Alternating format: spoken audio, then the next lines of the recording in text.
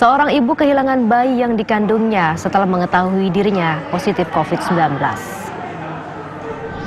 Awalnya Ervina mengunjungi rumah sakit dengan keluhan janin dalam kandungannya tidak lagi bergerak. Pihak rumah sakit meminta Ervina untuk dirawat di unit gawat darurat dan juga menjalani rapid test.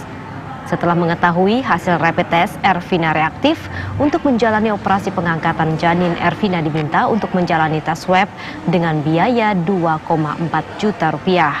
Namun lantaran terbentur biaya, Ervina tidak bisa menjalani tes swab.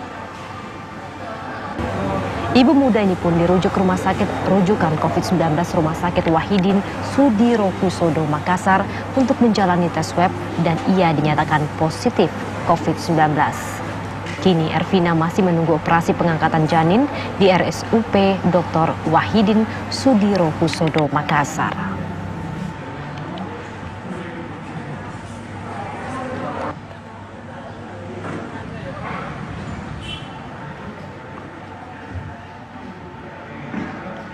Sementara itu pihak rumah sakit membantah telah menelantarkan bayi yang dikandung oleh Ervina karena tidak mampu membayar tes swab sebesar 2,4 juta rupiah. Pihak rumah sakit menyatakan telah melakukan pemeriksaan awal dengan rapid test terhadap ibu bayi dengan hasil reaktif. Sementara itu bayi yang dikandung saat itu berkisar 38 minggu diperiksa dengan keadaan normal. Dalam pemeriksaan itu petugas tidak menemukan kedaruratan untuk bisa dilakukan operasi di Rumah Sakit Stella Maris Makassar. Selanjutnya pihak rumah sakit meminta pasien untuk dirujuk ke Rumah Sakit COVID-19 untuk ditindaklanjuti.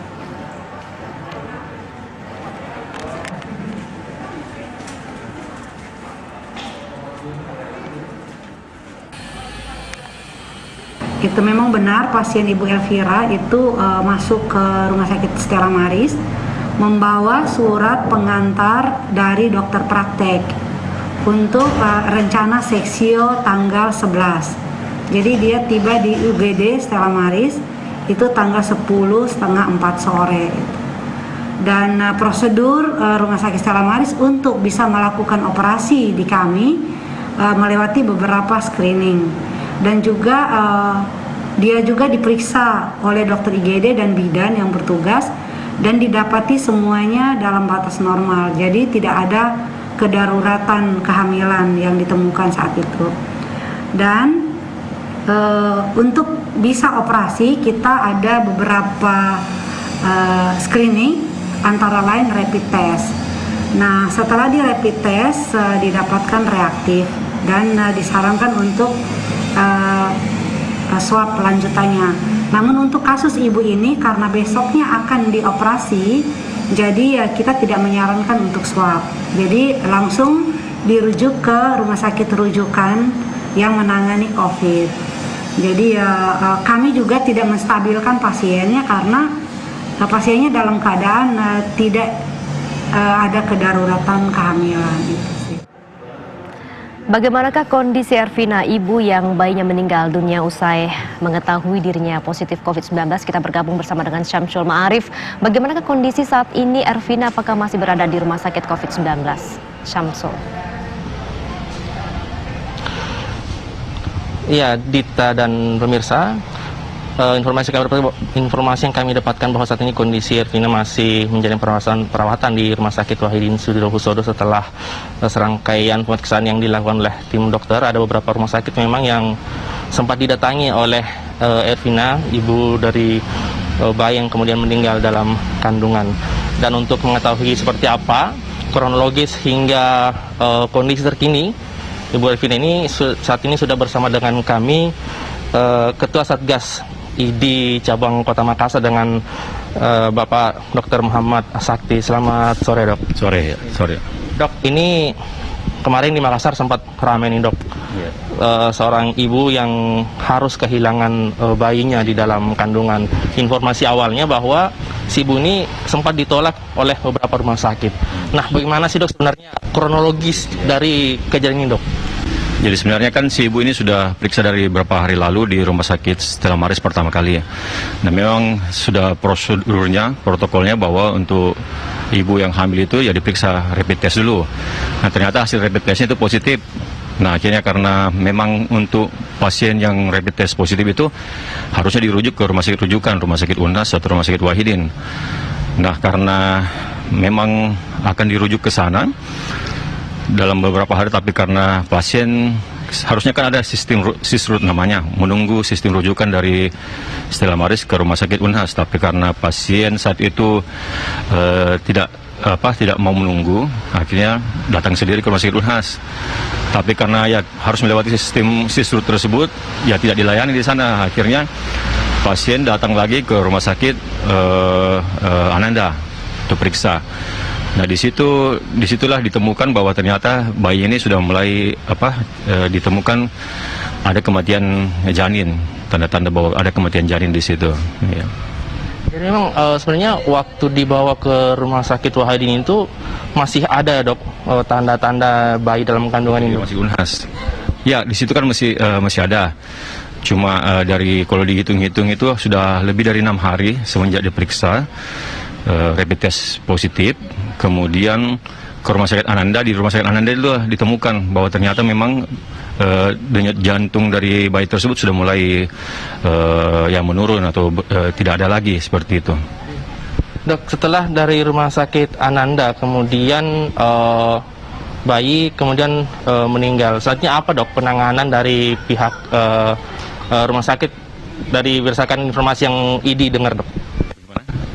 Setelah dirawat di rumah sakit Ananda, Dok, bagaimana kondisi si ibu bayi kemudian yang mungkin ada informasi yang didapatkan dari sejumlah rumah sakit, Dok? Ya, jadi seharusnya kan memang kalau rapid positif itu harus dirujuk segera ke rumah sakit rujukan, dilakukan pemeriksaan PCR, swab. Nah, akhirnya itu dikirim ke rumah sakit Wahidin untuk dilakukan tindakan segera. Karena walaupun memang bayi sudah meninggal di dalam atau gimana, itu kan harus dikeluarkan untuk menyelamatkan ibunya. Seperti itu. Jadi kemarin dikirim ke Wahidin dan memang hasil swabnya itu positif seperti itu. Ya. Dok, setelah diketahui ternyata si ibu bayi ini kemudian positif, artinya si ibu sekarang ini masih menjalani isolasi di rumah sakit sembari mendapatkan perawatan, atau mungkin dengan keluarga lain juga ada yang dirawat, Dok? Ya, jadi pasien pastinya kalau sudah positif semuanya ya, dari rapid dan swab juga positif, ya pastilah diperlakukan sebagai pasien COVID. Jadi harus diisolasi di rumah sakit Wahidin sambil menunggu proses penyembuhan setelah pasca operasi itu. Ya, operasi. Kemudian kemarin juga yang sempat ribut karena katanya pasien ini diharuskan membayar dulu, Dok, sebelum ada penanganan, Dok, penanganan dari pihak rumah sakit harus bayar di tes swab dulu, baru langsung diperiksa, Dok. Bagaimana sih, Dok, kronologi sebenarnya, Dok? Jadi sebenarnya kan tidak ada seperti itu. Jadi kalau pemeriksaan swab itu ya gratis sebenarnya. Kalau sudah misalnya di rapid positif, ya swab itu sebenarnya harus gratis. Jadi kami sudah konfirmasi ke beberapa rumah sakit yang didatangi itu memang gratis seperti itu ini. Ya. Dok, kemudian setelah menjalani perawatan, Dok, adakah mungkin gejala-gejala lain yang ternyata dialami oleh si ibu pasien ini, Dok, si ibu bayi ini, Dok? Ya, jadi gejala kan sebenarnya ibu katanya itu sudah ada keluhan nyeri di perut, makanya itu datang ke beberapa rumah sakit. Tapi ya memang tadi saya sudah sampaikan bahwa ini protapnya harus di rapid test. Seharusnya memang ibu sudah menyampaikan bahwa ini rapid testnya positif waktu datang ke rumah sakit, seperti itu di rumah sakit UNHAS, dan menunggu untuk dirujuk seperti itu. Jadi itu kan bisa mempercepat penanganan dari ibu. Nah, seperti itu. Berarti dari yang Dok sampaikan ternyata si pasien tidak memberikan kronologis atau cerita yang sebenarnya, Dok, ya, ke pihak rumah sakit untuk penanganan lebih lanjut, Dok. Harusnya kan waktu ke rumah sakit UNHAS itu sudah sampaikan bahwa ada rapid test positif. Jadi ketika mungkin datang ke rumah sakit UNHAS, karena semua rumah sakit ketika ada gejala yang emergensi, yaitu itu wajib dibantu seperti itu, apapun mau positif kayak mau negatif. Tapi kalau misalnya ada namanya hal yang emergensi, kalau disampaikan itu pasti harus ditangani apapun ini. Ya. Dok, untuk kasus yang sama, Dok, apakah di Makassar ini baru satu kasus yang seperti ini, ataukah ternyata sudah ada kasus-kasus sebelumnya nih, Dok? Kalau yang kami dengar sih baru pertama kali ini ada yang meninggal sebenarnya. Berarti memang seharusnya setiap pasien ketika memeriksakan dengan gejala-gejala seperti gejala corona, gejala COVID-19 ini harus memberitahukan yang sebenarnya dok ya kepada tim medis dok ya? Ya, seharusnya memang ketika sudah dilakukan screening seperti itu ya sampaikan yang sebetulnya, karena ini kan untuk keselamatan pasien juga dan keselamatan juga pasien-pasien yang lainnya, karena kalau misalnya pasien ini positif dan tidak menyampaikan ke tenaga kesehatan atau dokter, makanya kan bisa menyebarkan juga ke pasien-pasien lain seperti itu. Jadi sebenarnya kan untuk memproteksi diri sendiri, orang sekitarnya dan dokter juga yang akan menangani seperti itu. Baik, dok, setelah kemudian ditemukan bahwa si ibu ini ternyata positif, berarti sudah ada tracing dok ke keluarganya? Ya, ini lagi sekarang di screening lagi keluarganya, karena ya namanya ini kan COVID bisa gampang menular lewat sentuhan dan droplet. Pastinya keluarga di sekitar pasti kemungkinan besar ya ada terkontaminasi. Jadi sekarang kita lakukan tracing terhadap ini keluarga pasien ya. Baik, terima kasih dok atas kesempatannya. Bisa dan pemirsa, tadi keterangan dari pihak ID Cabang Kota Makassar terkait dengan hal yang kemarin sempat ramai di Makassar, dan poin penting dari penyampaian tadi bahwa selayaknya setiap pasien memberitahukan hal yang sebenarnya kepada tim dokter untuk berjaga-jaga jika terjadi apa-apa. Mungkin Dita itu yang dapat kami sampaikan di Makassar, kembali ke Anda di Jakarta.